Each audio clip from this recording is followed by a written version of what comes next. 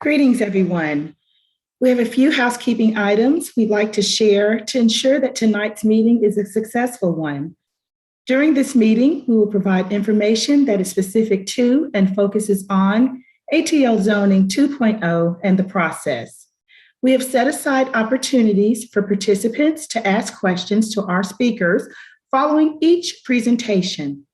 During the Q&A session, please ask one question at a time to allow all questions to be recognized and answered. As you'll notice, everyone is muted.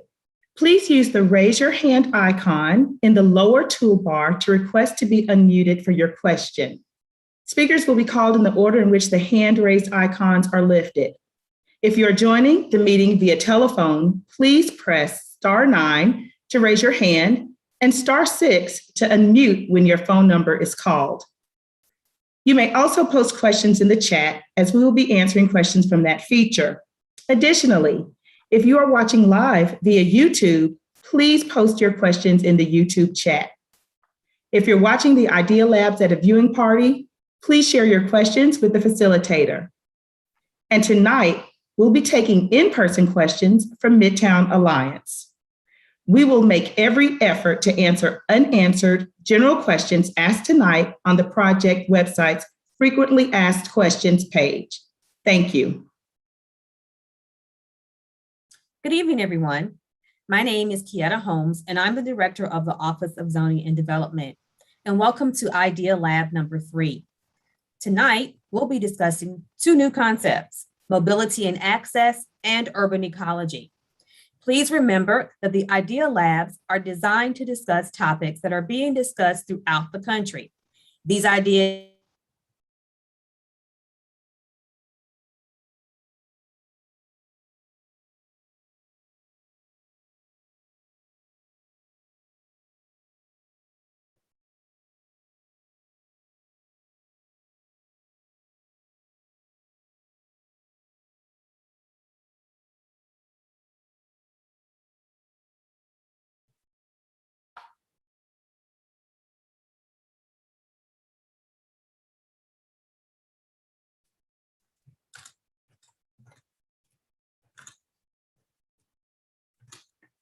Well, great. Well, I'll get started. It looks like Director Holmes is having some technical difficulties.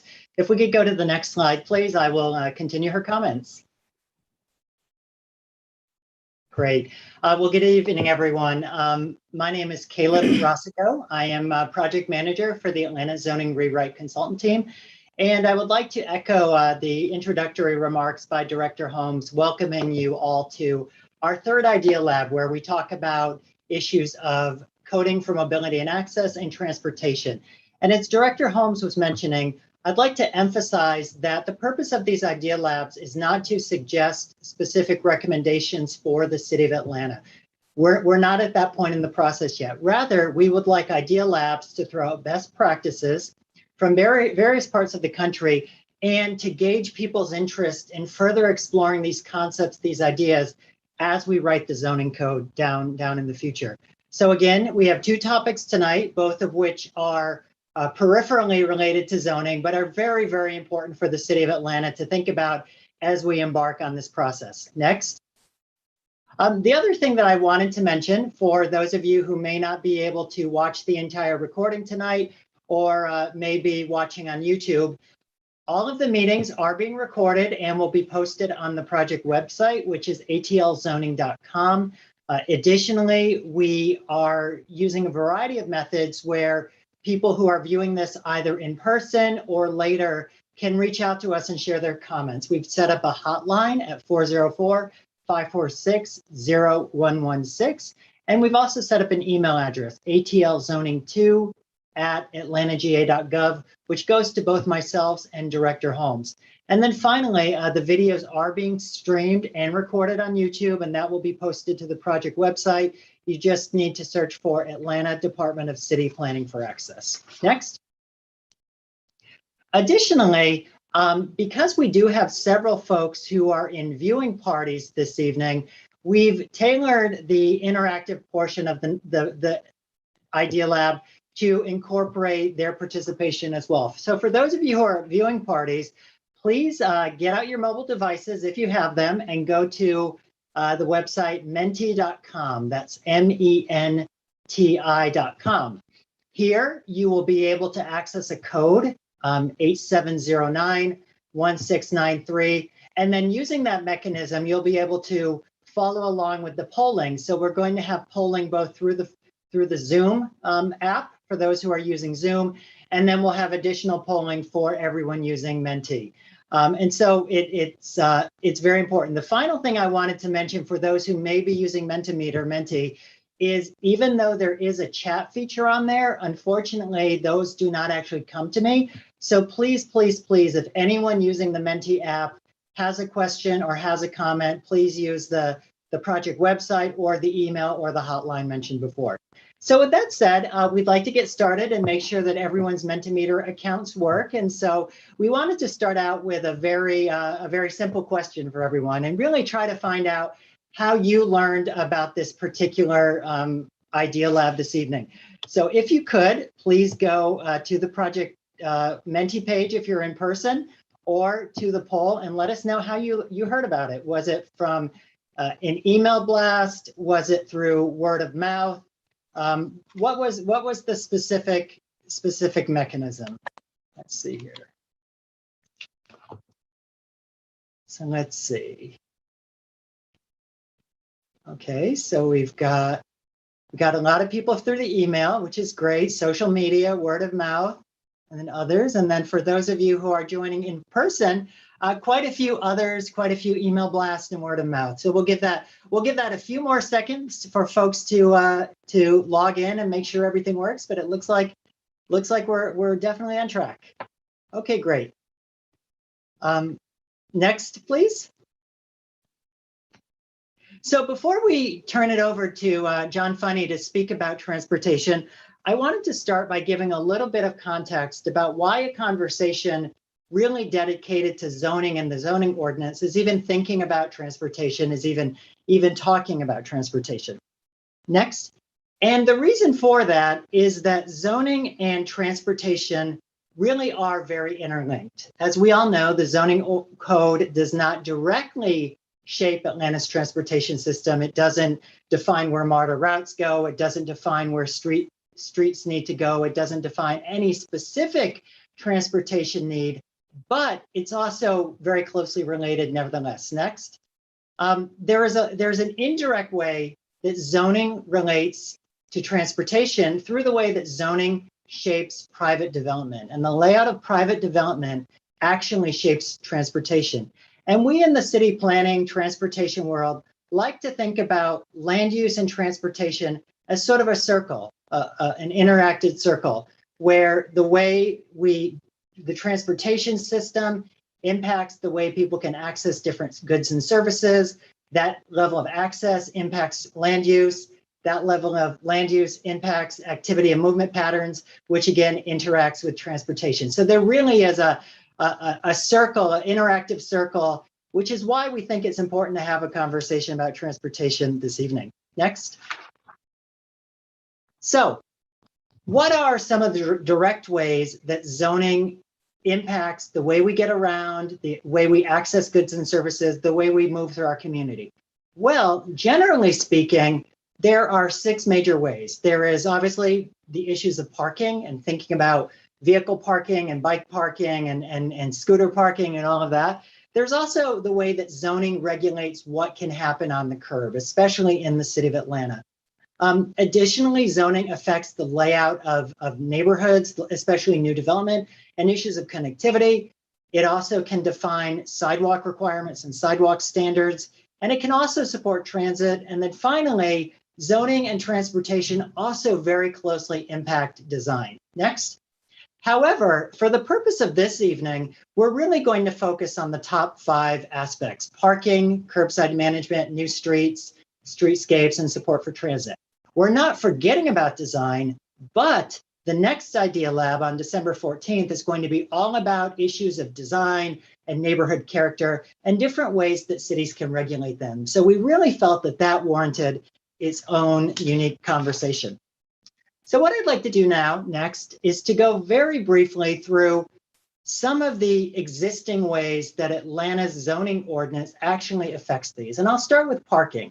As many of you know, the city has parking requirements that really vary by zoning district. So regardless of where you are in the city of Atlanta, if you're zoned C1, you're going to have the same parking requirements. If you're zoned RG, you're going to have the same parking requirements. With that said, there has been a little bit of thought in recent decades about relaxing or changing parking requirements in certain areas. So when you look at the zoning code today, you'll notice that places like downtown, midtown, and some of the activity centers have no parking requirements. In fact, they have parking maximums.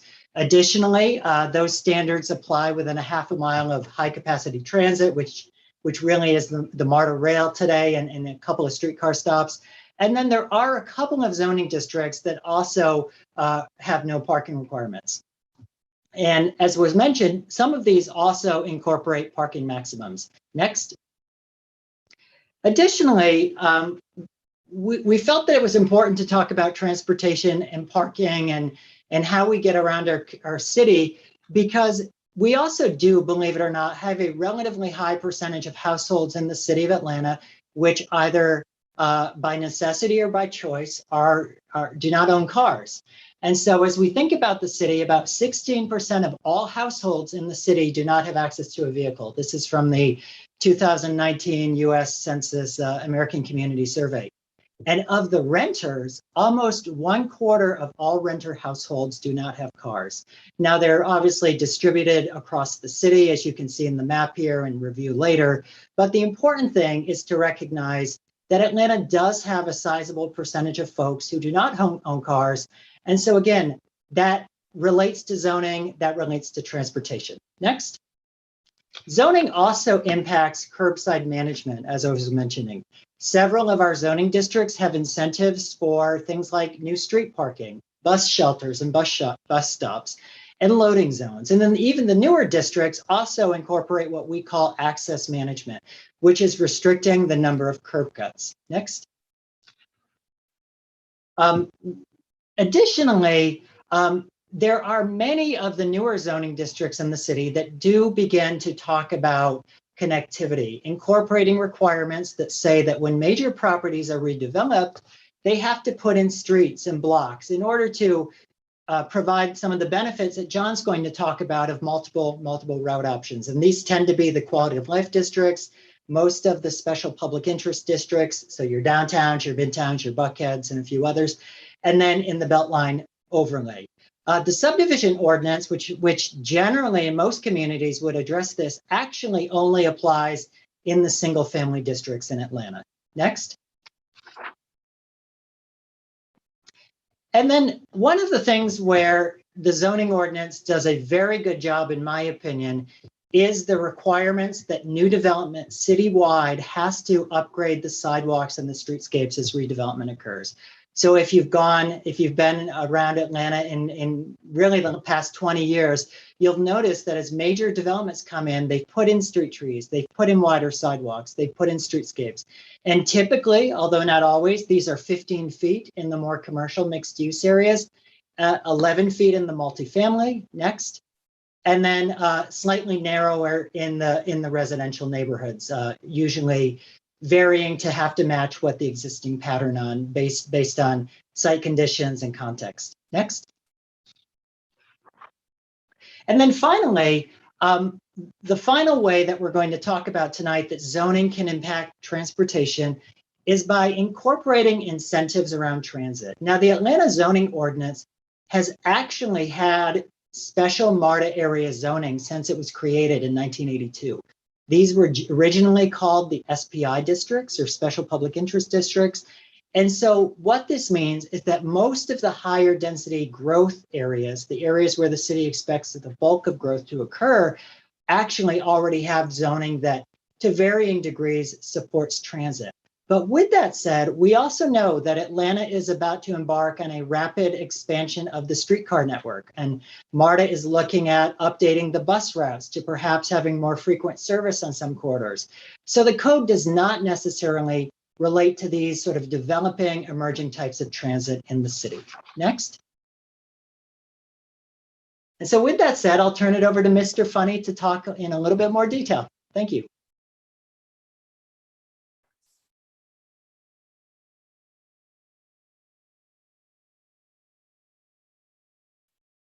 Hey, good evening. Thank you, Caleb. Again, my name is John Funny, and I'm with Grice Consulting Group.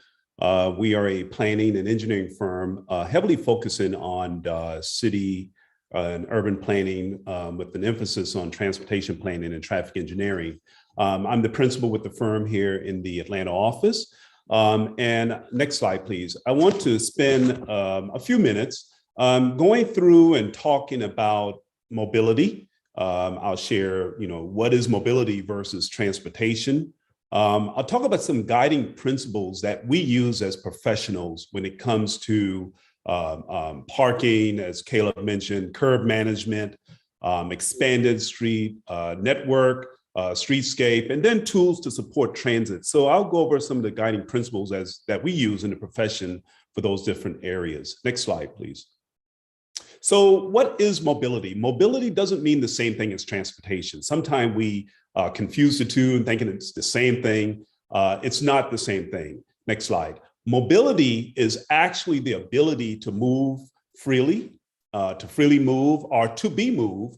And then transportation is the act of moving goods and services or people. So it's very important that we understand the difference between mobility and transportation because they're very unique in its own way. Next slide, please. And as I mentioned earlier, and this picture is a good illustration, we are actually, we have mobility here and then we have transportation. So the top picture really focuses on the transportation side of things. And then when you look at transit, this is providing another option for us to be mobile. So this is moving us through the area and providing us with another access to transportation facilities, which makes us mobile by utilizing transit. But when you think about transportation on a bigger scheme of things, you're looking at the top picture, which really is just cars moving on a transportation network. Next slide, please. What are some strategies that we use within the community, within mobility in our profession? We should always focus on improving how we travel by supporting more affordable and sustainable mobility choices. When we do that, we're in the space where we're being very creative. We're being very creative to continue building upon the great urban fabric in many of our cities. We want to be proactive and we want to be innovative. If we're not innovative and proactive, we're going to get left behind. We want to be able to organize all of the planning efforts so that we are all working in a seamless fashion, even though we may be working with different departments. Planning may be working with the engineering department may be working with public works, but we want to make certain that every department that's touching the transportation network are providing access to be mobile, that they're involved in the envelope with coming up with what the urban fabric is going to be. We want to make sure that we have implementable solutions to immediate problems. And as I said, from a professional standpoint, we've seen many different aspects of how do you address these issues throughout cities, throughout the world. So this is something that has to be innovative and you have to be proactive when you're addressing it. Because again, if you're not innovative and proactive, you're going to get left behind. And we've seen that in many different cities throughout the world. Laying the groundwork for emerging and future technologies. We got the scooters and the one-wheel scooters. We have to adjust. We have to be able to bring them into the transportation network because that's their way of being mobile. Next slide, please. I mentioned earlier about guiding principles that we use within the mobility and transportation arena. I'm going to just hit on these. Safety. We have to always consider safety. We have to consider mobility, improving accessibility for all residents of all income levels, all demographics. We have to be forward thinking, looking into the future. What are we planning for? There's a planning phase that moves and translates into the zoning part of it, but we must get the planning right on the front end. Sustainability, always paying attention to the quality of our environment and being resilient with approaching how we implement improvements in the future to make sure that it's sustainable and contributing to our quality of life. Traffic management and transparency are two other guiding principles that we use in the process of providing transportation options, be it bike, pedestrian, be it transit, or your vehicular traffic. We have to have guiding principles, and those are the 6 guiding points that we utilize. Next slide, please. And then we have a toolbox. I'm not going to go through each one of these, but I just want to show you that as we are being a mobile society, as we are providing an option of transportation means, we have to have a toolbox. And that's the toolbox that we use in the profession. And we plug and play. We pull what we need. If it's not appropriate for the planning effort or for the zoning effort, we leave it on the table. But we must utilize items out of the toolbox to make sure that we are successful with providing a quality of life as it relates to mobility and transportation enhancement. Next slide. Parking reform. Parking reform is the use of policies and activism to discourage the building of too much parking supply and encourage more equitable, efficient, and sustainable management of existing parking supply. Next slide, please. For generations, our policies and actions have required or encouraged building massive number of parking spaces, and we've seen this throughout the US. Next slide, please.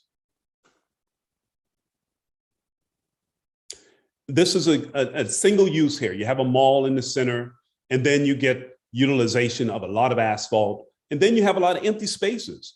I think what we're seeing in the profession is we're now moving into the era of walkability and dealing with the land use challenges of having mixed use to be able to utilize more space in our urban fabric. And parking spaces are expensive. It's really expensive. A cheap parking structure, it ranges about $20,000.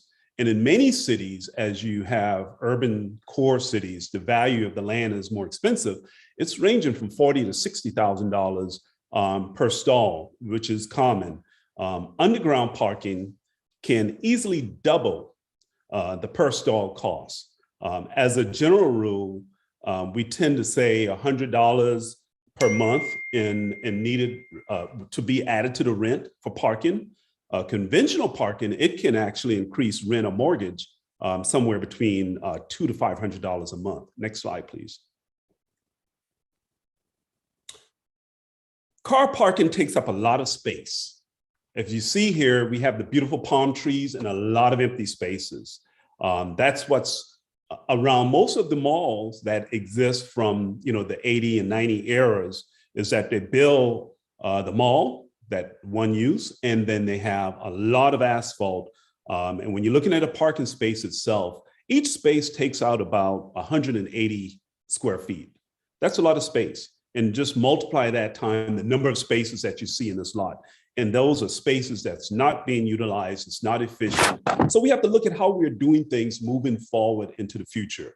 What's the new urbanism way of introducing how do we manage and handle our parking?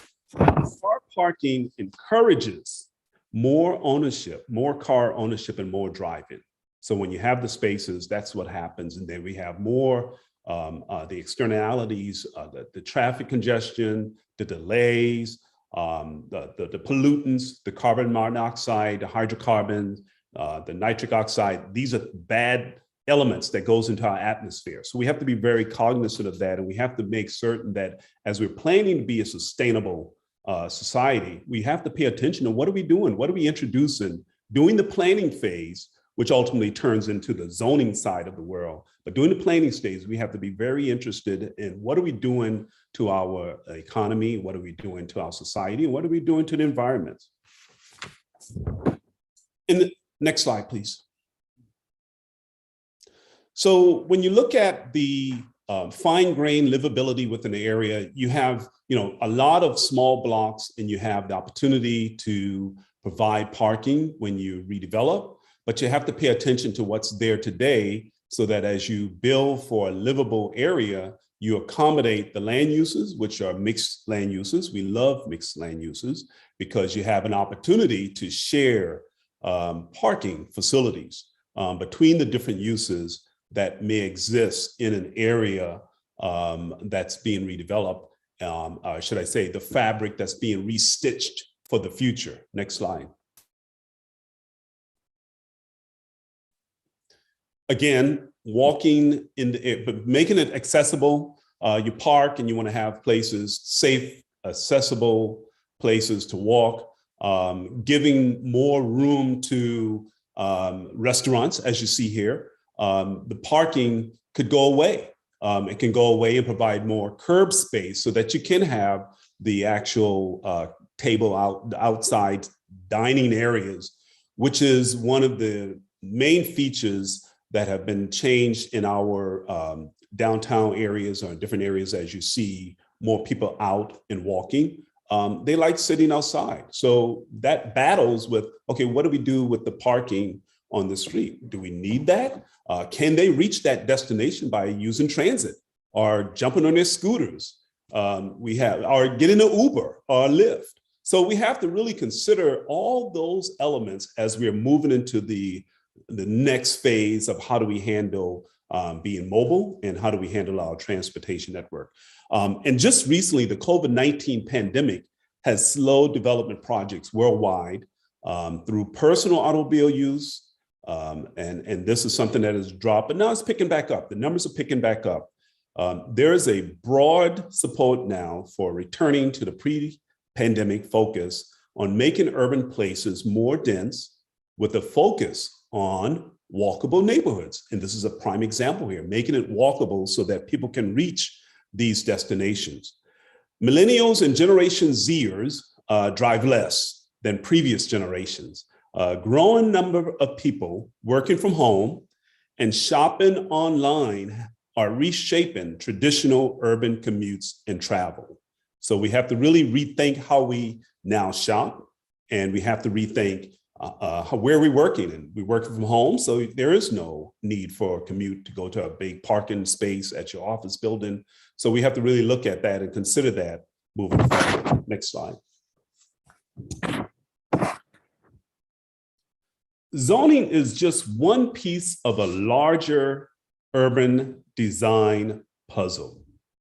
So when you create the zoning, you must consider factors as it relates to that specific location. Market demand for parking and land use should be a priority. We see that across the states and cities that we're working with. However, good public transportation is a key element to assisting with parking capacity. Good public transportation is a key element with assisting with parking capacity. Next slide. The circle of vice. So we have a lot of vices within our mobility and transportation network. And the circle, next slide, please. The circle that we're dealing with, it really includes the full spectrum as we go through a planning exercise in our profession, which ultimately translate into what the zoning language says. But we must look at code requirements. We must look at what is required. We must look at the specific site that we're dealing with. And we must look at how we are creating the environment for automobiles versus parking, handling parking versus transit, versus someone riding an Uber or Lyft. We must look at how that's going to be impacted on the actual site itself. We're moving away now, if you look at it nationally, we're moving away from automobile-oriented development. That brings more cars. And as the urban areas are having less land to develop, we need to rely on other means of transportation. We want to make it walkable. So if you live in the neighborhood, you can actually walk to the uses that you would like to partake of within your neighborhood. Site impacts, non-auto focus. Again, as I mentioned earlier, we want to focus on making it bikeable. We want to make sure that people have access and they feel safe. They can access it on the bike, on transit. They can ride a scooter. They can jump in Uber or Lyft. And then we'll talk a little later about curbside management. But then when you deal with all of those elements, we have to be able to plan those effectively so that it's safe and still provide good access to the locations that is going through a development, redevelopment, or are being designed. Price and impact, obviously, that's a big issue that we deal with in a parking reform. If you have an abundance of parking, your pricing is probably not going to be substantially high. But when you reduce the amount of parking, you're asking people to utilize other modes of transportation to conform with the fabric that you're creating in the urban core area. We have to look at the market norms, and nationally, the market norms is really driving to utilizing asphalt areas for other development. The Greenbrier Mall is an example. You have eateries that are being developed in the asphalt area. Perimeter Mall is another one. You have the Chick-fil-A that's in one area. You have a hotel, but they're utilizing that space now because in the urban areas, we're running out of space, and it's a good thing. That's a good thing. It's helping the economy, but as a part of that, we have to make sure that we handle the parking and that we provide alternative modes of transportation so that people can actually access it. Shared parking is very unique in parking reform. If you consider yourself as having a mixed-use development, you may have a hotel, you may have restaurants, you may have an office building, you may have a park, you may have, a worship facility. Well, the good news is you can share parking facilities. If the office is empty at night, guess where the restaurant patrons park? They park in the same parking space where the office workers park. And if you have the hotel, where most people, they check in, that 4 or 5 o'clock hour, guess who's leaving the parking space? The office workers are leaving in probably 4 or 5 hours, those of us who are not working at home.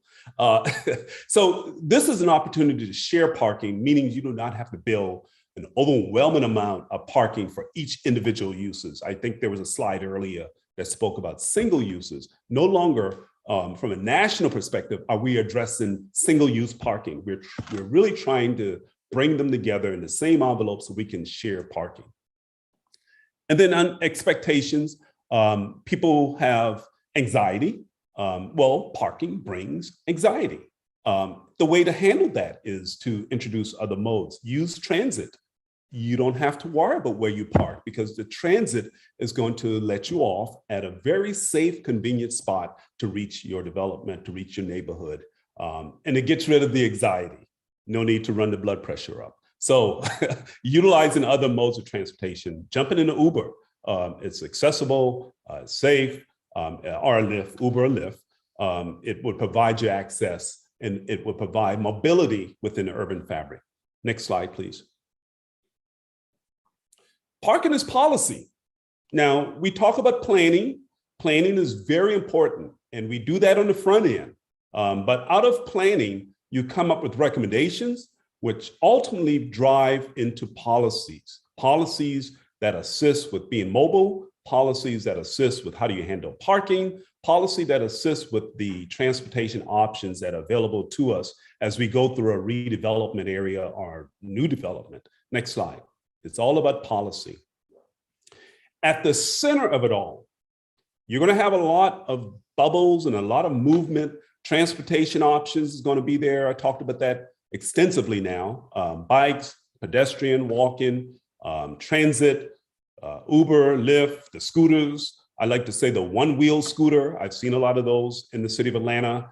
Then you have to look at the design in the urban form. It's very specific to a site. You cannot take one cookie cutter site design and put it on another site and think you're going to have the same access, transportation access that you would. You have to look at it independently and create what you want it to be as you're beginning to change the look and the feel of an area. Economy, we want to look at the development costs. I talked earlier about how expensive it is to build parking structure. It's very expensive. How does that play into a developer looking to bring quality development to your area? And we deal with this nationally. There are trade-offs, and the trade-off comes with how do you focus parking costs into something else that can bring other amenities to the area. And then again, I mentioned earlier, so we must do things in a very sustainable way. We must be social equitable. We must have social equity, excuse me. And then we have to increase physical activity by providing the safe locations for people to bike and walk to have access. In the center of it all, parking requirements must be addressed. In the center of everything working around it, we must address parking, and we must determine the amount of parking. And if you do not have the amount of parking, then you want to shift to providing options for people to access the area via transit, bike, pedestrian, walk-in, but it has to be accessible in order for it to be successful. Next slide, please. I'm not going to spend much time on that, but with every issue, there's a problem with status quo, and we have to rise above the occasion when it comes to dealing with nuances within the planning and zoning areas. We get so used to driving our cars. So you're going to have people that's going to have problems regardless. And we have to address the issues. We have to raise the issues. And then we have to bring in data to be able to share with them what we're doing during the planning phase that would benefit them ultimately when you go through your zoning phase, zoning rewrite, and then you come up with the zoning document and requirements. You have to show them the benefit, the goals, identify your goals, and then show them the benefit, because this is new for a lot of areas. A lot of cities are embarking upon this, and I really commend those cities that are doing things that are proactive and innovative. That's what it's all about. Next slide, please. Putting parking requirements into place. It's like you're talking to somebody and say, I'm going to put you in your place. Well, this is what we have to do when it comes to parking. We have to put parking in its proper place. And that's a part of the planning and design side of it. Caleb mentioned earlier, design comes later. But when you're planning, you have to think about that, because if you have a mixed use development, you have to make sure that the proper amount of parking is provided for the different uses, and you have to determine who's going to share parking. So this is your opportunity to put it in the right place, and making certain that you're accommodating the amount of cars you want to park, and then you're providing the options to be able to reach it via transit, the other paid services, or scooter. Next slide, please. This just talks about, I already went through this, the land uses. Providing access to the land use is one of the goals that we've seen nationally. We want to be able to provide access with the different land uses, the hotels, the restaurants, the office building. That's a goal. And the method, we utilize land use planning. I cannot overemphasize that you must do the land use planning effectively on the front end. And then techniques. This is where you get into the grain of it all, where you begin to have zoning issues, zoning write-ups that spells out parking requirements. That's a technique, or it could be, some people call it a tactic. What's your tactic to reach the goal? And I think that's something that will be great, that we've seen in other cities and throughout the world that utilize different techniques, different tactics to reach the ultimate goal. And that will provide you with the quality of development by incorporating parking reforms as we are addressing the need for the future parking. Next slide, please. Curbside management. With the increasing concern for balancing the need for all roadway users and the growth of transportation network companies, that being the Ubers and the Lyfts of the world and many others, online shopping, that's another area, associated freight deliveries, demand for curbside pickups and drop-off, as well as transit, accessibility, and vehicle storage demands are growing at our curbs. So with all of that going on, transit, accessibility, pickup, drop-off, vehicle storage, the freight delivery, it's a lot.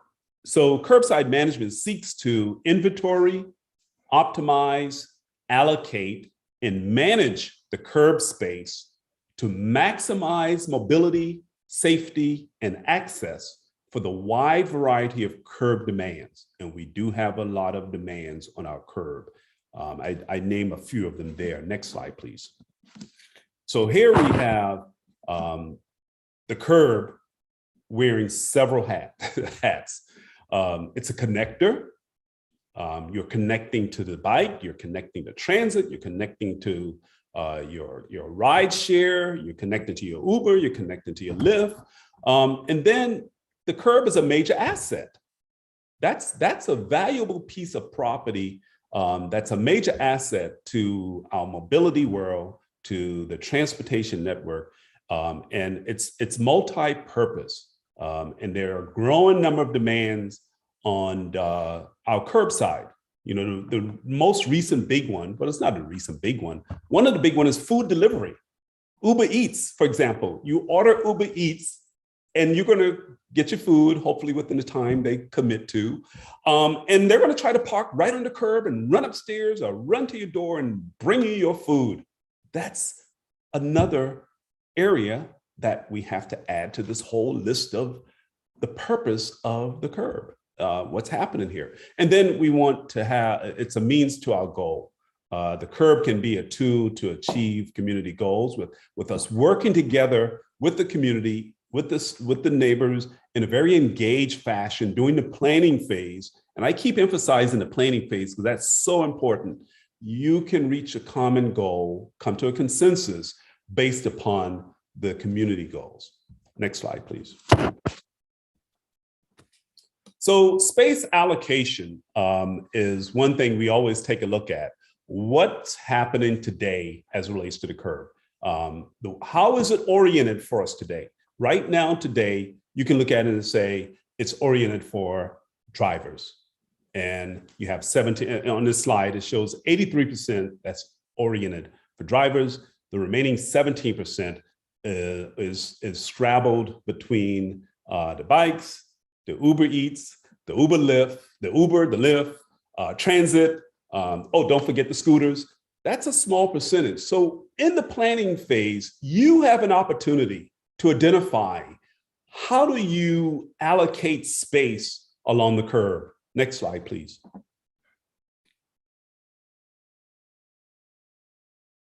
Thank you. So you can determine that during the planning phase. Good curb management acknowledges that we all don't have the same transportation needs, but you have to have a balanced approach to this. It has to be an equitable curb with more inclusive to people of all ages, income, background, and travel mode. So if you remember on the previous slide, it was catered towards 83%. The goal here is catering the curb to 65% for drivers, and then 35% to share amongst all the other growing areas that's evolving within our transportation network. The Ubers, the Lyft, the bikes, the pedestrians. We have to increase that to be sufficient and to provide an equitable curb. Next slide. Better coordination.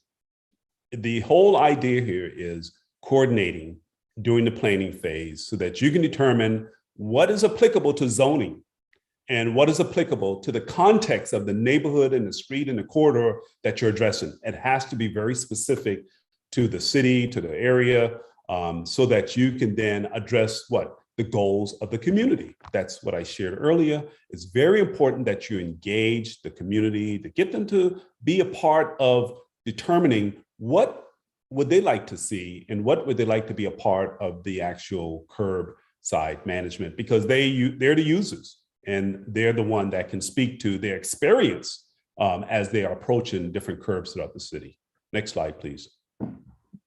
New street network and connectivity is very, very important. Street network connectivity refers to the structure of the street network, including the pattern of streets and the type and number of street intersections. A connected street network has higher number of street connections. That means you're increasing your street density. It creates multiple route options. It gives you multiple route options, shorter block lengths that support active transportation. So again, not just focusing on the automobile, but we're thinking about everyone who utilize the street network. Cyclists, pedestrians, mama with the strollers, the scooters, we want to really consider that because we want to provide them a lot of options as you begin to build out areas. Increasing street network connectivity is a recommended strategy also for increasing walking and physical activities. Next slide, please. So when we have a well-connected street network, it enhances mobility. It gives you mobility options, very key word. It helps reduces the volume of traffic and traffic delays also on major street, because if you do not provide a grid network, guess where everyone's going? They're going to go to the major arterial. So you want to provide them with a complete grid network within an area so that it reduces the volume along the major streets. It improves livability in a community. And as I mentioned earlier, it enhances bicycle and pedestrian travel because they have many different routes that they can take to reach their destination. Next slide, please. So street network connectivity is achieved by connecting within a development, between development, and having a well-planned network. It's very important that as an area changes, you introduce new streets because you want shorter blocks, shorter block lengths. You want to introduce new intersections. It could be a three-way intersection or four-way intersections. And we want fewer cul-de-sacs. Cul-de-sacs don't get you anywhere. It's a dead-end road, and it causes challenges when it comes to street connection because we can't send you anywhere. You're going to go to a dead end. So we want to be able to provide the connection to free up our arterials. When you don't have the need to be on the arterial, you can stay within the development, stay within the redevelopment area. Next slide, please. What are the benefits? And I mentioned most of these already. I'm not going to spend a lot of time here, but there are a lot of benefits to distributing volumes across, should I say, redistributing traffic across the entire network. That's a benefit. You have an opportunity to cut costs, because if you do not have a good street network with the introduction or with introducing more development, everybody's going to go to the arterial street. It's going to require widening. It may require some intersection improvements, but if you have a good street network, you actually dissipate the traffic to a variety of different roadways in the area, making it more mobile. You provide better connection points for your cyclists and your pedestrians who may want to walk to a specific area. And it's definitely a benefit to have that as a part of any large-scale redevelopment. Next slide, please. This is an example. I wanted to just walk through this. So this is the existing land use of an area. And if you look, there's a roadway that goes east and west. There's that curved white roadway. And then there's a roadway that goes north and south. And this is the existing land use around it. Next slide. Land use framework plan. So there's been some planning going on. And the framework basically says, what are the potential for future development? And you color code it and they come up with what the future potential is. But pay attention, they've added some skeleton bones within those framework area.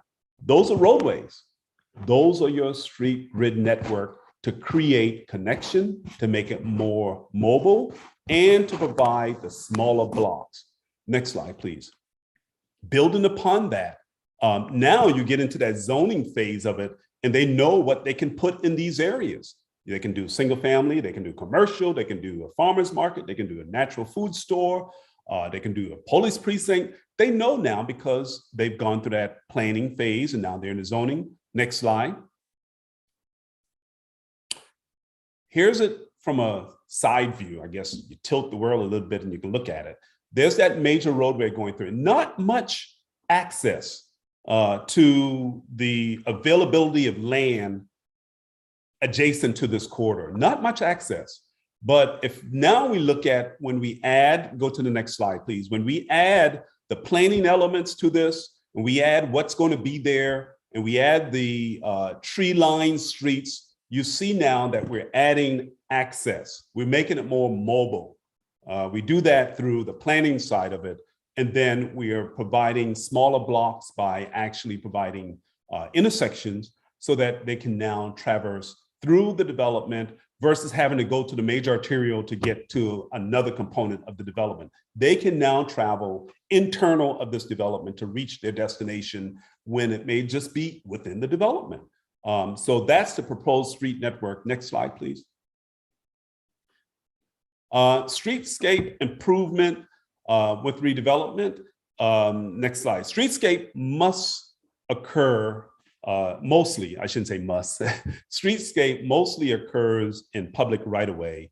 And the improvement is typically the architectural and functional facilities or structures that facilitate the human interaction with the environment. So when you think about it, making it simple, streetscape improvements are meant to enhance safety, comfort, wayfinding, and the visual experience of pedestrians, bicyclists, and motorists. This is done in a lot of the placemaking effort that goes on in different cities. They create the space and they make it beautiful and they make it safe. But they also are adding an element to the curb that makes it attractive. So I think that's a very unique way of beautifying areas, keeping in mind that it must improve safety and must be comfortable for people to use it. Next slide, please.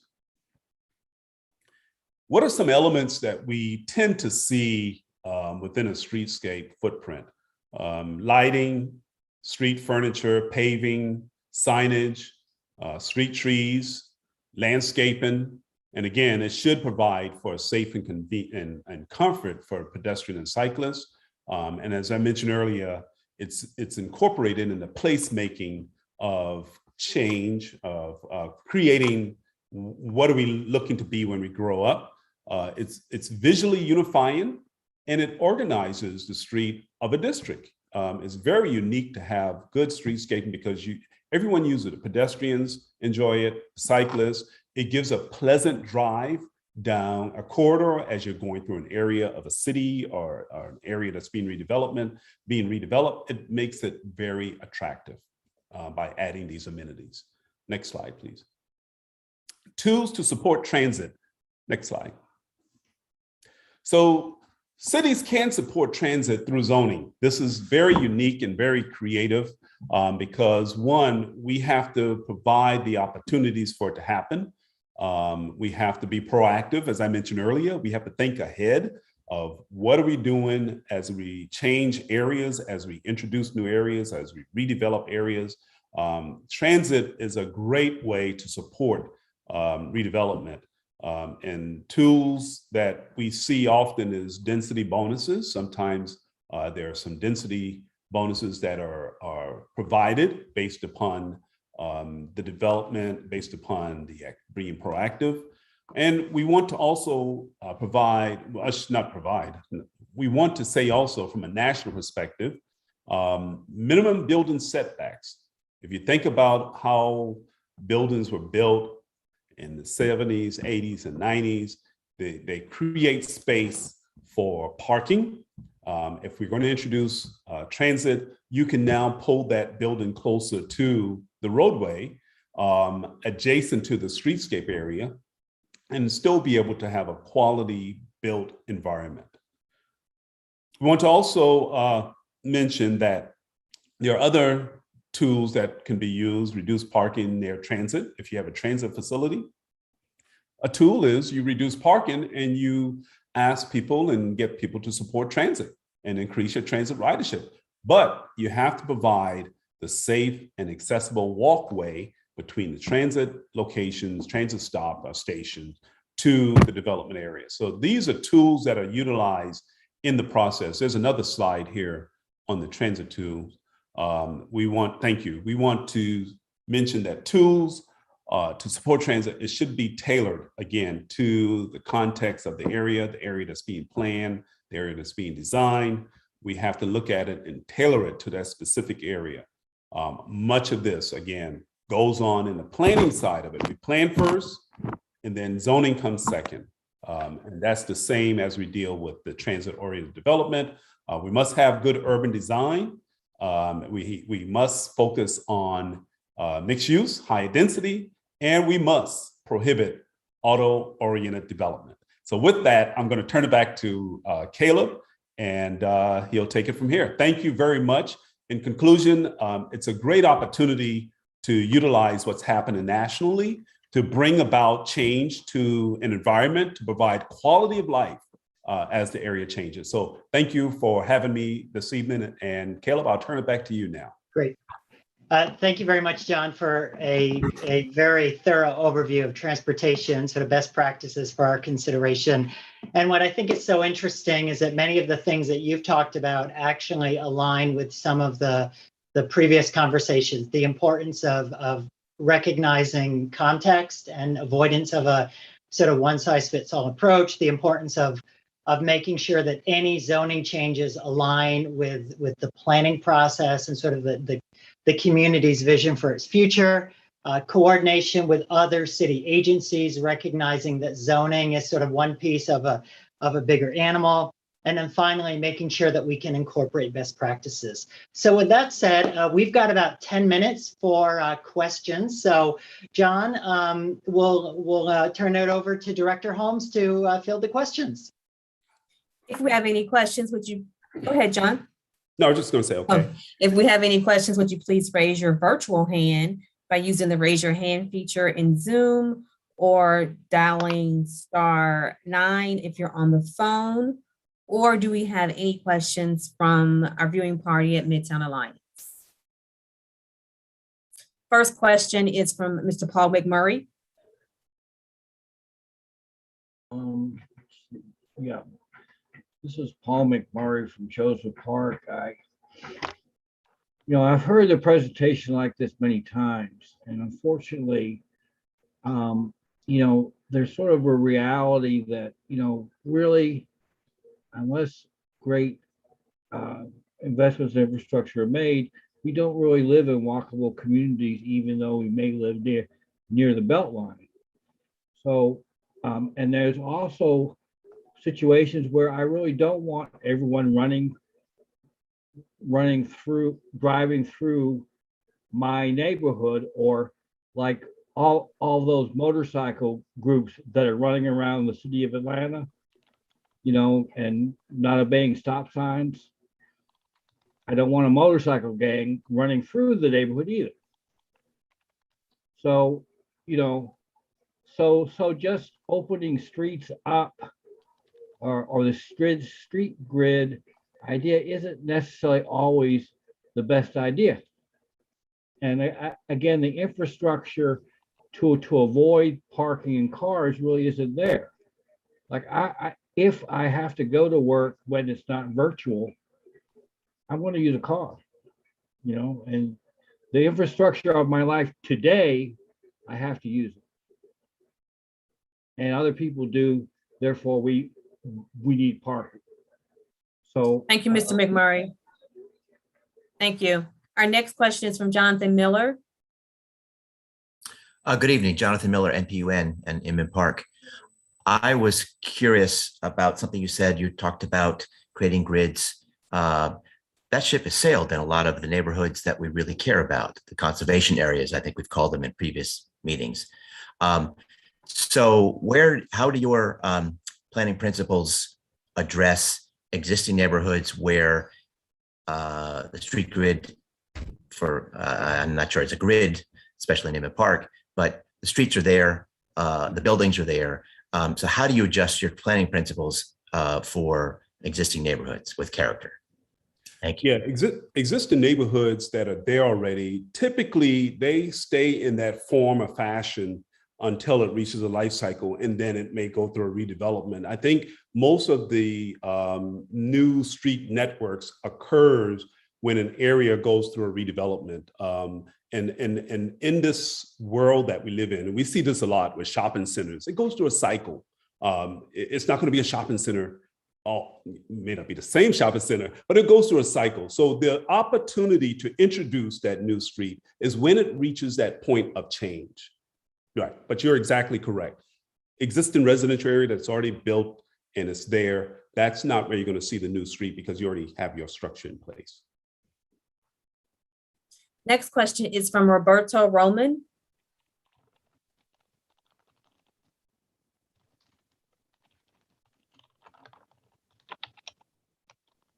I think he's on mute. You're unmuted, but we can't hear you, sir.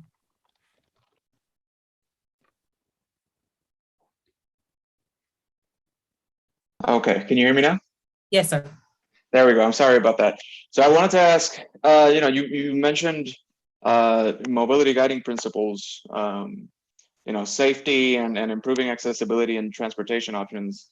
And, I wonder, a serious problem in Atlanta is specifically bus stops are very hostile to riders in terms of not having any sort of shelter.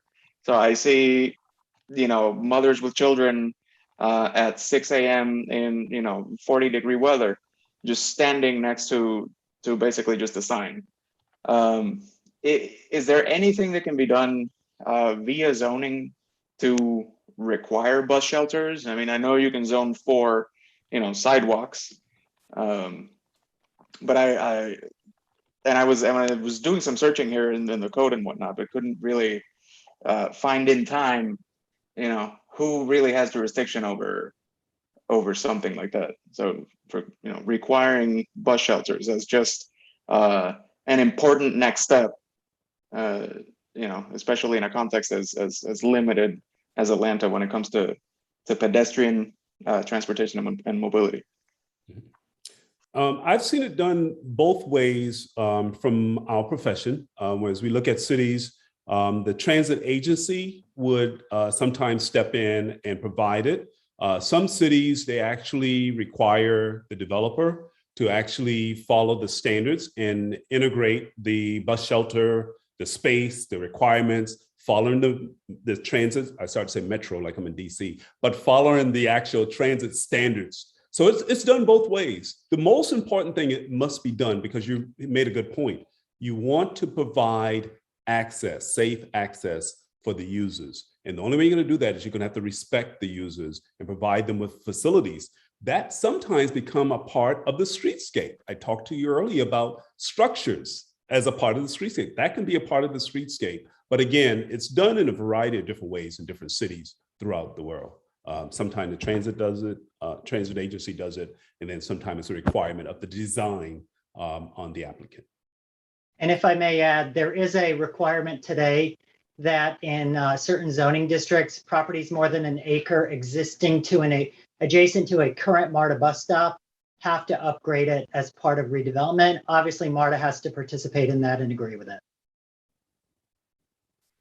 Next question is Chuck Allaby. Hi, can you hear me? Yes. Yes, my question is, as far as implementing these sort of transit, as particularly mass transit oriented improvements to the city, what is the biggest obstacle in implementing those? Yeah, I think when you look at mass transit, this region and comparing to other regions in the US, DC, the obstacle is getting people to the table to receive transit and understand the benefits associated with transit. We have to have a mind shift in this region on the benefits of transit. Everyone in New York, well, I shouldn't say everyone, a large percentage of people in New York and DC utilize transit. It provides a very safe mode for all users from all socioeconomic background, for the demographics that exist within it. It's a great tool, but we have to get people to have the mindset and the mind shift. There has to be a paradigm shift to get people to understand the benefit. I would rather sit on transit for 15 minutes, reading my newspaper, drinking a cup of coffee, but we can't drink coffee on MARTA, but rather than sitting in traffic for an hour and a half. I think we have to begin to share that to get people to understand the benefits. Next question is David Hogan.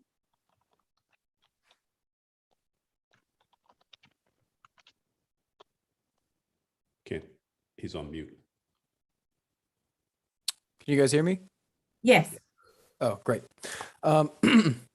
So you discussed a bit about building setbacks and wanting to provide more attractive streetscapes for pedestrians and bicyclists with, trees and planters, street furniture, things like that. But at least in my opinion, pedestrians and bicyclists aren't necessarily attracted to the same things. Pedestrians want, they want places and destinations, places where they feel comfortable, whereas bicyclists, from a connectivity standpoint, more want they want safer bicycle facilities. They want wider bike lanes or buffered or even protected bike lanes. And I was wondering from a zoning standpoint, how zoning could plan separately for pedestrians and bicyclists to encourage biking throughout Atlanta. I'll go ahead and answer that one, John, if you don't mind, and Director Holmes can chime in. You're absolutely correct. So today, Atlanta does a really good job at requiring sidewalk and pedestrian upgrades. You can see it all over Midtown, downtown, Buckhead, other neighborhoods. But there hasn't been as much coordination with private development and bicycle facilities. So one of the actual questions that we're going to ask you when we break to polling is whether or not there should be a liberalization, if you will, of what can be required through development. Some cities, including Sandy Springs and Dunwoody, require that projects that are on major bike routes have to take consideration of that bike route. Now, obviously, you can't require a developer to make any upgrade beyond the 50 or 100 feet in front of their property, but you can make sure that what they're doing doesn't conflict with the bigger citywide plan for bike facilities.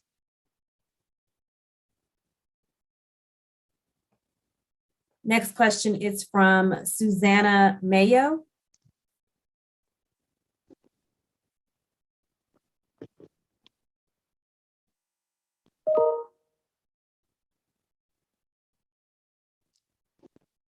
I think she's on mute also.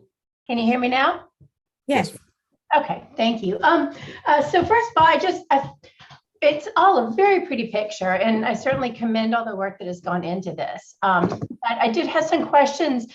First of all, I feel like we should probably be addressing the transportation issue prior, because it seems like everything that we've discussed here really is dependent on having equitable and capable transportation throughout. And I think we know that that's not a situation that's here in Atlanta, especially in the east-west corridors. And I think it was Mr. Miller from Inman Park stated that we have already so much of a fixed structure. A lot of that is based on the fact that Atlanta is a very hilly city and it's not very easily gridded out into partitions. And so that is what's kind of, I think, in the long term, given us a lot of our traffic woes. And the last question really is a question, kind of more of a thought-provoking, of where our long-term goals are. I understand that we need to make a more equitable and mobile area for all of our citizens. But do we want to be in New York City, or do we want to be a Chicago? I mean, I kind of don't think we do. We enjoy, a lot of us are here because of our tree canopy, because of our older neighborhoods. So how do we, address that? Yeah. And what is the long term?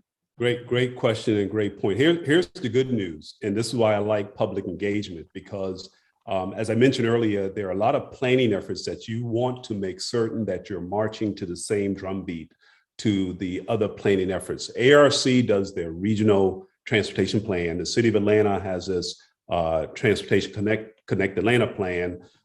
You want to connect those plans together so that you can make sure that everyone is working to the same goals. Now, where do those goals come from? That's the public getting engaged in the process and giving input on what you want in your communities. So that's a wonderful question. And that's why we encourage the citizen to participate during the planning process, because this is where you set the goals. This is where you tell the planners and the engineers your expectation for your area, for your community, for your city. Marrying that again to the regional transportation plan. It's not a cookie cutter. You have to do it in a very detailed manner around the different neighborhoods in the city, so that you're responding to the goals and desire of the public participating with the planning process. So very good point. No, we're not New York. Atlanta is Atlanta. Atlanta's a great place. I always say we're better than New York because we do things right. But we want to create what we should be when we grow up. And the only way you're going to do that is by having engagement during the planning process to give your anticipated goals. Thank you all. Unfortunately, the last two hands that are raised will not be able to state their question in this venue, but please put your question in the chat and we'll respond to it. We have one more item tonight, and so we won't be able to get to all the questions verbally tonight. Our apologies. Caleb? Thank you. Thank you very much, Director Holmes. I'd like to now do a little bit of polling. We have 5 questions for you about sort of your experience with mobility and transportation. So if, again, if you're at a viewing party, go to the Menti page that was shared earlier and can be pulled up. So the first question is asking you how you personally get around Atlanta for most of your trips. So thinking about what you do most often. Actually, Yinka, this is the wrong poll. It's the mobility one. Let's see here. There we go. So thinking about how you get around Atlanta, what are the ways that you tend to use for most often? Transit, vehicle, on foot, bicycle, pedestrian, etc. Okay. So at our viewing parties, we have a lot of people who go on foot. Others, a lot of people who use private vehicles, and then very similar to what we have in person. Okay. That said, the next question gets sort of a little bit more specific. Again, one of the things that we want to do here is begin to think about the kind of topics that are important to you as we focus and sort of refine the coding process. So we're interested in talking a little bit about parking. Today, as was mentioned, the zoning ordinance ties parking requirements to zoning district, not context. So as I mentioned before, if you're C1 regardless where you are in the city. One of the things that we could think about here is tying parking requirements to a little bit more consideration of what the actual needs in the area, what the needs in the community are, and what the transit access is. How important is that to you? Very important, somewhat important, neutral, somewhat unimportant, or very unimportant? We'll give you a couple seconds here. So at our viewing parties, we have a very important is the highest ranked category, and then somewhat unimportant and somewhat important. And among the Zoom members, very important is certainly ahead by far. Okay. The next question also relates to parking. And so without getting into too much detail, today there are several aspects of the Atlanta zoning ordinance that make it somewhat difficult, especially if you're not in a downtown, a midtown, or a Buckhead that has customized regulations, that make it somewhat difficult to share parking. And we could look at tools to encourage shared parking so that not every building has to have a set number of parking spaces, and you might have common facilities. How important to you is it for us to explore and having future conversations on these topics? Should we? Yes, no, unsure, or no opinion. And again, answering this doesn't mean that we're actually going to develop final recommendations that make it into the zoning code, but we're just gauging your level of interest. Okay, so this seems very important to many folks. And then 2 more, and then we'll switch over to transportation, or to the other one. So one of the other sort of nuances about how zoning is really law at the end of the day is that federal and state law make it very, very difficult for cities to use zoning as a tool to achieve certain things. There are requirements that what you require by zoning has to be sort of proportionate to the development and has to be limited to the property and cannot require public access to private property owner without property authorization. All of that said, there are ways to get around some of this stuff by using incentives to encourage best practices versus requirements. how interested would you be in exploring the concept of using incentives for those transportation projects that we can't mandate legally? So do you think looking at incentives for something that can't be required is a good idea? Yes, no, unsure, or no opinion? Okay. In-person viewing parties, we have yeses and nos, about 50-50. And then online, yes, no, unsure, no opinion. Yes is certainly ahead. Great. And then the two more questions and then we're done. The next question relates to one of the earlier comments about how the zoning rewrite could, in fact, give greater flexibility to align private development streetscapes with ongoing city plans. So we're interested in knowing whether you think the zoning ordinance rewrite should explore some of the stuff that the previous question participant asked about, aligning with bike plans, aligning with MARTA infrastructure plans, aligning with other projects. So is that kind of effort something that is important to you? Having the ability to customize the streetscape based on the kind of transportation projects occurring around you. So this may be enhanced bus shelters. This may be if a street is going to have a bike lane, making sure that you leave room for the bike lane. Yes, no, or maybe. So a lot of yeses on the Zoom, and then also quite a few yeses in the in-person one. Okay, and then the final transportation question, and really the hardest, I've saved the hardest for last, is sometimes as we think about zoning and we think about transportation projects, there may be just some issues where we're required to sort of prioritize one transportation mode, meaning biking, walking, etc., over another. And that may depend on where in the city you are. That may depend on a bunch of considerations. But if you had to prioritize one mode of transportation, the transportation mode that is really most important to you and may not be what you use today, what would that be? Would it be private vehicles, transit, walking, bicycle, car share, shuttles, scooters, or others? Okay. So this one is a little bit different. Many of the folks obviously are still interested in serving private vehicles, but also thinking about transit and some of the other modes. So there may be an interest. And we haven't had anyone from our viewing parties yet, so we'll give them a few more seconds to respond. Okay.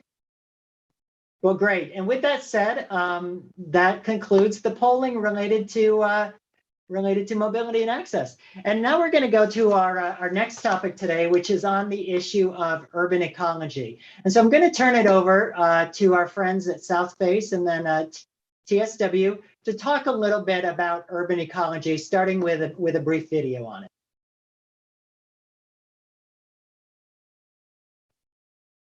Welcome to the Atlanta Zoning Ordinance Rewrite Idea Lab.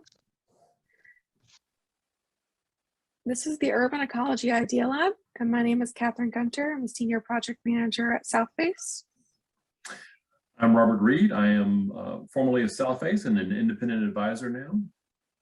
And I'm Houston Harris. I'm a landscape designer at TSW. So a little bit about South Face. South Face is catalyzing a regenerative economy through responsible resource use, social equity, and a healthy built environment for all. South Face works to ensure the built environment exists in harmony with the natural environment and advances equity, helping communities thrive. Our programs are designed to support resilience, human well-being, and economic potential, all while reducing climate pollution and nurturing a thriving natural world. To create a better tomorrow, we aim our solutions at sectors of the built environment that are most important to realizing a more equitable future. South Face partners with organizations, businesses, and cities of all sizes to craft visions for their own regenerative futures. Our mission also ensures that efficient, healthy housing is attainable and affordable for all. We help nonprofit organizations build capacity while reducing their environmental footprint. We train the green workforce that can both benefit from and enable this future while advancing the thinking around key sustainability issues. We are proud to be part of the TSW team and to be working with the Department of City Planning. Our role in the zoning update is to incorporate recommendations from Atlanta City Design and related city plans into the zoning update. Recognizing a pivotal moment in a decades-long cycle of change and contemplating dramatic growth forecasted for the city in coming years, in 2017, Atlanta's Department of City Planning and Atlanta City Studio led the creation of the Atlanta City Design, aspiring to the beloved community. Atlanta City Design is a guiding document rooted in the city's legacy as a cradle of the civil rights movement and in Dr. Martin Luther King Jr.'s vision for a civic life built on human decency and nonviolence, a beloved community. Its purpose is to articulate an aspiration for the city. Atlanta City Design is more than a plan, it is a strategic realignment of priorities to capture the city's imagination. When considering people, our main core values first begin with equity. All elements of Atlanta City Design strive for a beloved community vision where people are first among priorities. Next, with progress, Atlanta's diverse perspectives share a focus on our future, compelling us to do the work and make the decisions necessary to move the city forward. And then with our focus on ambition. Atlanta's driving motive, more than often than not, is to make our voices heard and to advance our ideas in the world. When considering nature, our other focus is ecology. The time, place, and way Atlanta developed gives us a special opportunity most cities our size do not enjoy. Being at the crux of the immense biodiversity of the Southern Appalachian Forest as it gives way to the rolling Piedmont, with our greatest growth during the predominance in our automobile, allowed for a lower density patterns that did not disturb many pockets of our original ecology. Don't get us wrong, we have a lot of problems, but comparatively, we have a lot of unique opportunities in urban ecology. When considering people in nature, a quote that's really important to us right now to think about is, as we begin to design our future, the intrinsic value of nature will be realized only when we see ourselves as an integral part of it, when we envision humans as essential and active partners within our ecological systems. Studies show that the mere existence of green space near people have dramatic health benefits regardless of use. Access is critical for the goal of our beloved community vision. While many people would describe a walk in the park as a leisurely activity, it also has a significant impact on our health and wellness. Also known as forest bathing, a visit to any natural setting such as a local park, nearby walking trail, or a lake to focus on your senses while in that environment have been shown through countless studies to improve people's outlook on the environment and create greater social bonds in the community. Matthew White of the European Center for Environment and Human Health at the University of Exeter conducted a study with 20,000 people that found that people who spent at least 2 hours a week in green spaces were substantially more likely to report good health and psychological well-being than those who don't. As long as people feel safe, this time in the outdoors is clinically shown to lower blood pressure, enhance immune system function, reduce anxiety, improve moods, reduce aggression levels, lower crime rates, reduce feelings of isolation, and increase social connections, all of which are especially important during the COVID-19 pandemic. Although it is counterintuitive, the abundance of vegetation in any given area has been found to be associated with lower rates of assault and robbery from the added benefit of more people enjoying public spaces, which increases the level of public security. People who spent times in parks with greater plant species richness not only scored higher on the many measures of psychological well-being than people who didn't, the habitat patches of their green spaces also provided many opportunities to support local biodiversity. An example of an Atlanta City Design nature recommendation on how we encourage people in nature includes balanced development inside of critical zones. For example, in the South River headwaters at the intersection with Jonesboro Road, ACD Nature calls for nature spaces where we are called to accentuate the intersection of humans and nature. Examples include overlay requirements for wildlife corridors like this one in Singapore. Another recommendation is to implement 3 eco developments. One of these eco developments in conceptual design is the former Bowen Home site. Atlanta Housing and its consultant team is evaluating current ecological conditions in the area. Bowen Homes is a 77-acre sustainable revitalization project that is happening on the northwest side of the city. The focus of this redevelopment project is to save as many mature trees on site as possible while giving residents greater access to the green space with connection to nearby trails. By potentially utilizing some existing infrastructure and generally following existing street patterns, a walkable grid that connects to the adjacent neighborhood will be created.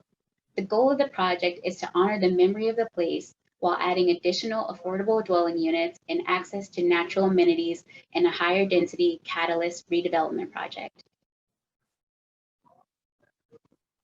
Our job in this zoning update is to include recommendations within Atlanta City Design Nature and related city plans. Also on this page is an Atlanta City Design Nature recommendation to consider national and local standards for eco-development for all future development, such as Earthcraft, a program of Southface developed with the Greater Atlanta Home Builders Association, as well as LEED ND. Many of you have heard of LEED and associated with commercial office buildings. However, the U.S. Green Building Council also has a standard for neighborhood development, or LEED ND. It focuses on dense urban transit-served development, ideal for the core and corridors in the Atlanta City design. Like most certification programs, there's a point scale for different actions, and most importantly, there is attestation to the green achievements, meaning that professionals have reviewed and attest to their compliance. LEED ND projects focus on the horizontal construction, meaning the way a development is laid out, how it interacts with the urban form, and how it contributes to local urban ecology. All of these programs are moving over time from less bad to positive impacts. As design team knowledge expands and communities feel the positive impact, certification becomes more achievable. In general, LEED projects are moving us away from the resource to waste cycle and closer to a regenerative economy. At a different scale, our own Earthcraft Community certification was envisioned by a group of local leaders to give developers of single-family and up communities a program envisioned for the smaller and more varied design teams undertaking these projects. Where LEED ND starts at large-scale commercial, Earthcraft communities start at the small subdivision and they meet in the middle. A great in-town example of a community that started out as Earthcraft communities is Glenwood Park. The Central Park shown here doubles as green infrastructure, helping prevent combined sewer overflows. The design team for this project included TSW. The immensely successful Agrihood, Serenbe, was among the pilot Earthcraft communities and today features 1,000 homes and 700 acres of preserved land, all in a village setting. Earthcraft communities has 2 tracks, rural and urban. They are differentiated by the land preservation requirements, with rural developments requiring to preserve 60% of the land. That's all fine and well for market rate homes, but what about affordable housing? We often get this question from disingenuous developers fighting increased development quality. What they don't know is that since 2010, 100% of low-income housing tax credit, LIHTC projects, which is the primary source of new affordable housing in Georgia and nationally, are green certified. If affordable housing communities can attain the certification, why can't we all? Agriculture is an additional opportunity in eco-development envisioned within Atlanta City Design Nature. The Department of City Planning has adopted a wide range of accommodations for agriculture recently, and we will be looking for ways that future development can further integrate local foods. Projects such as East Lake Commons puts agriculture front and center as a development feature, creating opportunities for urban farmers to eliminate food deserts in their communities. Maintaining appropriate urban agriculture relationships to the public realm will be the key regulatory approach within any zoning update that expands urban agriculture opportunities.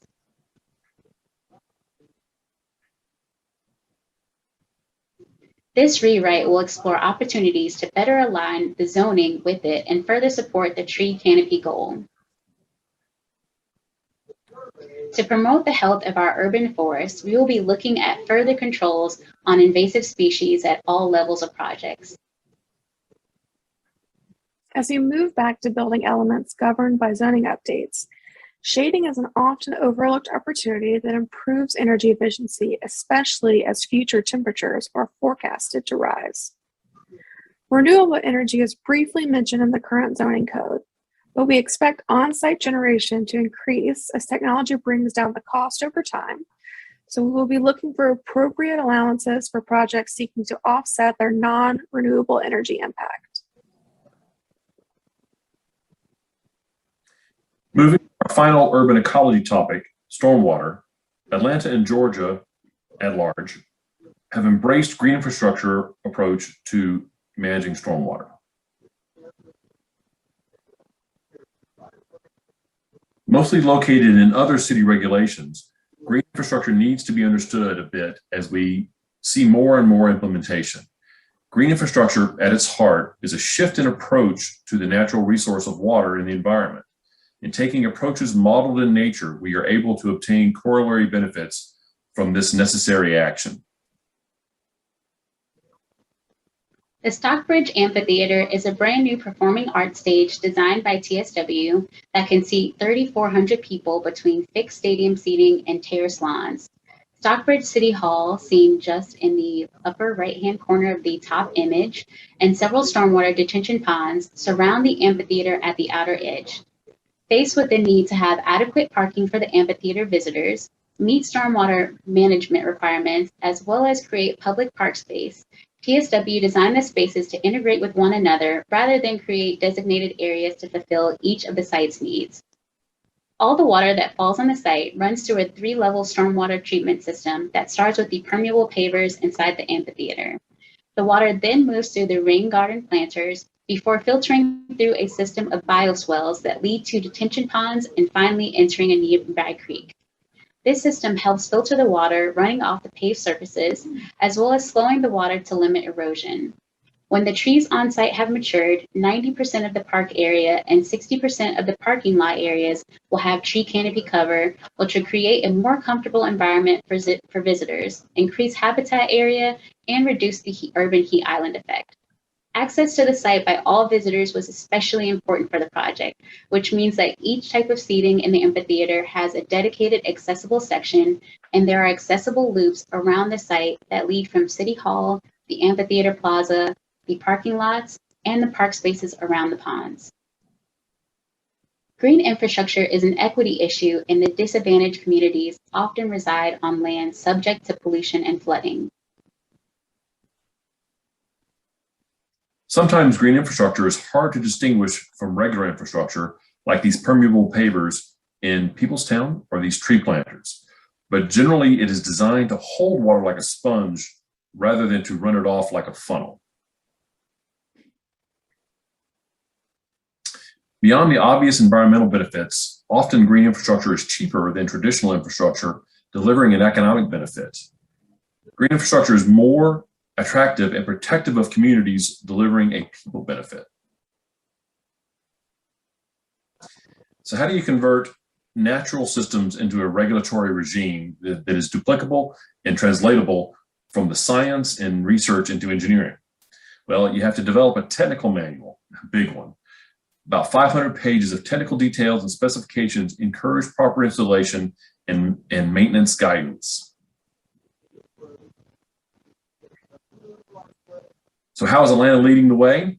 So we have some large-scale projects that show Atlanta's dedication to green infrastructure, like these pavers in Peoplestown we showed a little bit earlier, but also this wetland Piedmont Park, and the historic Old Fourth Ward detention pond. Some small scale projects also show how adaptable green infrastructure is. So what are examples of our first steps locally where all the pieces are being put together? Midtown undertook updating their successful blueprint and added a green print section. This addresses energy, open space, water, transportation, and waste. While many projects are awaiting implementation, Midtown is a great example of retrofitting for urban ecology. We can take all these lessons to heart in our zoning update. Nationally, in 2007, the City of Seattle enacted a new program called Seattle Green Factor, aiming to increase the amount and the quality of green around the city. This program includes a menu of landscaping strategies that is required for all new development in neighborhood business districts with more than 4 dwelling units, more than 4,000 square feet of commercial uses, or more than 20 new parking spaces. This ordinance requires a percentage of the parcels be vegetated, either 30 or 50% depending on the zoning classification. If a project is required to meet the Seattle Green Factor, then the developer chooses from the menu of options and the project is then scored. The minimum score required depends upon said zoning classification. The City of Seattle argues well-designed landscaping will improve the look and feel of the neighborhood, reduce stormwater runoff, cool cities during heat waves, provide habitats for birds and beneficial insects, support adjacent businesses, and even decrease crime. This program could be used as inspiration to develop one that's appropriate for the City of Atlanta. Thank you, and we're happy to take questions. Great, thank you very much. Catherine, Robert, Houston, we thoroughly enjoyed your presentation. Again, I'd like to sort of summarize a lot of intriguing ways that your effort can align with the zoning rewrite, even though primarily a lot of what you're talking about is building code, stormwater ordinance, erosion ordinances. And those include possibly thinking about how our open space standards might begin to encourage some of the ideas you've talked about, thinking about obviously coordination with those efforts, and then a little bit of actual feedback or should I say reaffirmation of some of the public comments last week to think about shading, green infrastructure and that sort of thing. So with that said, I would love to open the floor to any members of the public to ask any questions of our speakers for the next 10 to 15 minutes or so.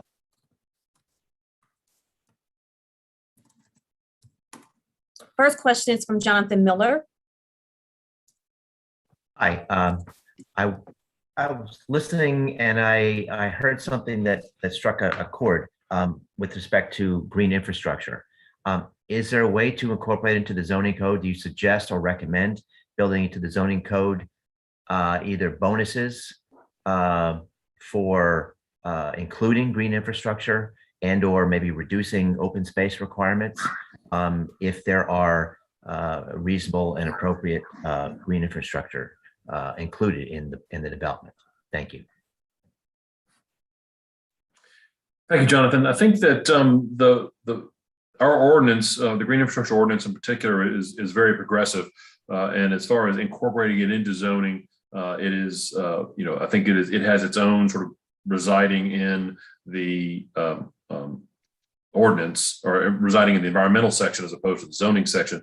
But as Caleb was just saying, the opportunity is really to look at the open space requirements that exist in the zoning ordinance and see how those can link together. And as Catherine mentioned in the presentation, looking at the green factor of Seattle and looking at how all the other elements of landscaping in a development might sort of have green infrastructure components incorporated with them. And I think that ultimately the idea that you can sort of move us toward a more sustainable landscape element of our built environment, specifically, mimicking our various ecosystems that here in Southern Appalachian forest. Ultimately, that is where the direction we need to be going and the opportunities we need to be looking for in this zoning update. And Mr. Miller, if I may add to that, there are several jurisdictions in the region, Alpharetta actually comes to mind, where you get different open space credit for different kinds of improvements. So for example, if you had to provide 50,000 square feet of open space for a big development, if you do that all grass, you only have to provide 50,000. But if you do other certain things, you get variable credit, at least in that jurisdiction. So for these more expensive improvements that cost a lot more than sod, you're also given higher credit for them. So that's certainly something we could look at. The next question is from Paul McMurray. Yes. Caleb, is there a place on the website where you sort of list out these ecological opportunities to be placed in the zoning code? Not at this time, Mr. McMurray, but what we are going to be doing is based on the interest, as we mentioned at the first meeting, we are going to be coming back to you with a series of workshops focused on these particular issues. So for example, if one of the ideas is that we wanted to actually encourage incentives for different kind of open spaces, we would have a very rough series of proposals for the public consideration and feedback on. So at this time, we don't have anything written. There is no plan. There is no strategy for any of the zoning recommendations. But we are going to be coming back to you early next year based on these idea labs with specific proposals. And as I mentioned, our goal is to get feedback as to whether any of these ideas warrant going into the code before we go through the time and effort of actually writing them. So stay tuned. Next question is from Connie Mabry. Good evening, everyone. I don't know whether or not this has been covered, so please excuse me if it has. Has the committee and the project managers looked at, and the city looked at, the green space that is already within communities that may have creeks or creek tributaries within them, looked at as far as making those spaces not being used in the zoning code, like completely left out because of what they are and where they sit. I have an example. I live in Collier Heights. There are Sandy Creek tributaries that run through our community. In some of that property that Sandy Creek is running through, we do have a green space that is now a park. However, there are other parts of it that have been purchased around this Sandy Creek tributary that developers want to develop. Would this planning committee for rezoning be able to protect that property from being developed? Did I ask that correctly? Yes, ma'am. And the only way that a property could not be developed is if the private property owner donated it to the city for public use, or the private property owner sold it for some type, or provided it for some type of public use. However, as long as it remains in private hands, and as the private property owner can deal with it in any way that they so choose. This exercise and the work sessions that may come up related to urban ecology is how can portions of properties be required to be retained and or preserved should the site be developed? I'll add to that a little bit, Director Holmes. You hit it on the head. We're talking about the sort of regulations that exist and apply to everything. Sort of preserving a specific location is sort of a land planning effort in particular, but it was mentioned in the chat a little bit about the planned development conservation subdivision district, and that is an option for landowners who do want to develop. And so this is an option that you may want to, if you know the developer and have that kind of those sorts of discussions, have them consider the conservation subdivision option. The plan we showed in the project and the presentation, East Lake Commons, was a development in which the creek was preserved and offset from, and the farmland that the garden that was created was then used that as the first level of buffer, and then the rest of the development was allowed to occur on the remaining less sensitive land. And that's the sort of thing that a conservation subdivision option has, and those types of rezonings are, I would say, usually welcomed in the Office of Planning, and so that is an option within that. And I'll sort of pass it over here to Houston in a moment and let her sort of talk maybe a little bit about what's happening at the former Bowen Homes site and sort of how that particular owner is working to preserve some of the environment. But the other sort of thing I did want to mention real quickly is that an owner can put a conservation easement on a property, either have that property remain in his hands or her hands, but that strips the property of its development rights, and that those development rights are held by a conservation organization, and so that is a way to preserve a particular parcel for a conservation use, and there are tax benefits of that, but ultimately you are not going to get the full sort of development credit for something like that, and so owners interested in maximizing profit are rarely pursuing that. Right, and at Bowen Homes, it's really important. One of the things that's being considered is trying to preserve as much infrastructure there as possible. So that really eliminates any destruction of the green space that is currently on site by keeping some of the street grids that are currently there, or some of the other sewers or utility grids that are there currently. We have a question from Midtown. It may have been typed into the chat, or under the Google. I'll see, can vertical gardens be integrated? Is that the question from Midtown?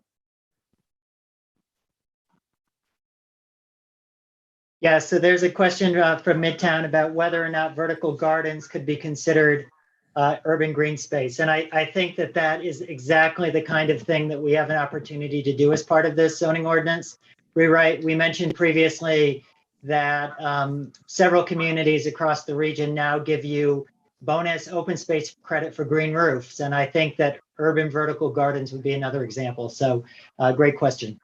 Yeah, we worked with, go ahead, Catherine. I was just gonna say, I'll just tack on that there are other good examples of that being used in international cities such as Singapore. Mexico City has actually utilized them, which would be great for Atlanta, along the highway corridors. So it not only beautifies the highway corridors, but it also absorbs a lot of the pollution that comes from traffic on the highways. Is there another question from Midtown?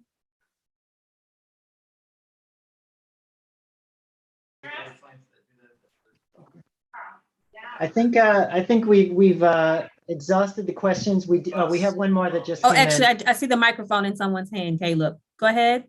Can you hear us? Yes. Here in Midtown? Yes. Excellent. Okay. One question is, we have very, very good regulations regarding parking lots and landscaping around them, but they're very rarely enforced. How can that be enforced better? Because we don't necessarily need to change the regulations. We need to work on the enforcement.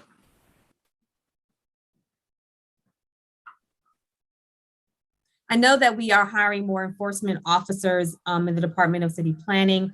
I'm not certain of the level of enforcement officers that are in what would now probably be Public Works or ATL DOT, but we'll be working with our partner agencies to better enforce as well as create regulations that are better for the city overall as we move through this rewrite process.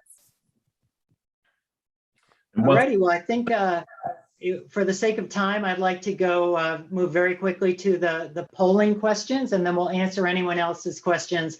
If you have any questions, please put them in the chat or share them with your moderator, and we'll answer them in writing on the review of the project website. So we wanted to ask you 4 very relatively simple questions related to urban ecology. We know that this is the kind of thing that there's already a very strong city policy basis to actually look at incorporating this stuff. So I think we're going to proceed with considering quite a bit of it. But the first question is the open space. Are you personally within a 15-minute walk of a usable green space or park?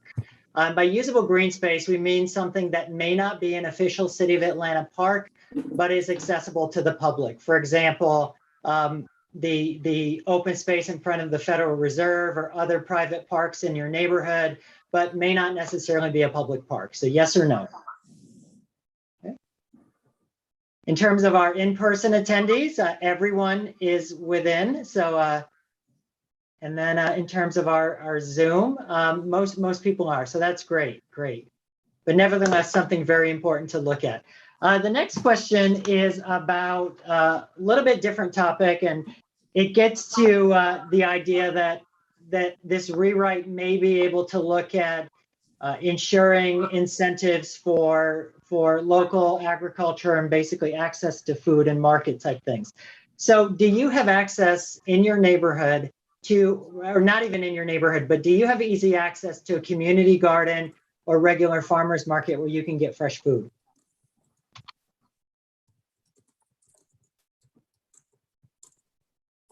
Okay, yes, no. Okay. Surprisingly enough, it's 50-50 in the Zoom members, and most of the folks at the in-person meetings tend to have pretty good access. But again, this is one of those other things that we're going to see if we can support and encourage.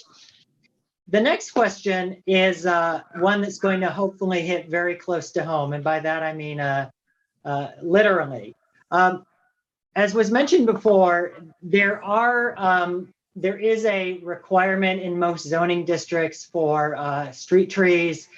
And there are also things that we can do in the zoning ordinance to really coordinate with the tree preservation ordinance and encourage shade. And so we're interested in knowing just how shaded your street is. Is it very little, less than 25%? Is it, little, 25 to 50%, moderate, 50 to 75, or very high? And obviously that's going to depend where you are, but it's interesting if you actually look at many of the more urban areas now, like Midtown, the amount of tree canopy on the street has just grown phenomenally in recent years. Okay. Great. And again, even though we're not changing the tree ordinance as part of this process, we can put incentives to encourage greater tree preservation. And then the final question relates to the topic of flooding. And we know that many parts of the city are really known for flooding today. Parts of Peoplestown, parts of Mechanicsville. Is there an area in your neighborhood that floods regularly? Yes, no, or unsure?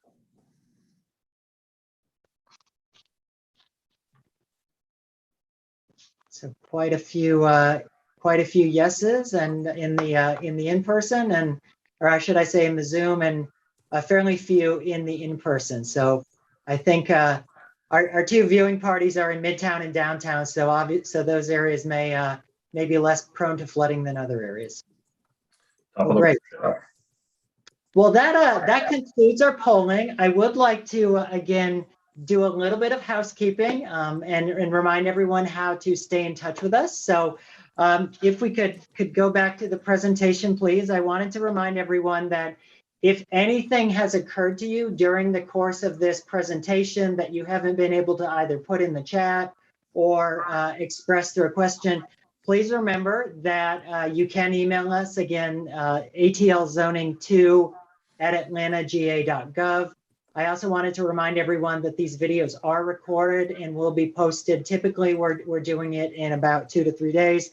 And then if you do want to call the hotline at any time, 546-0116.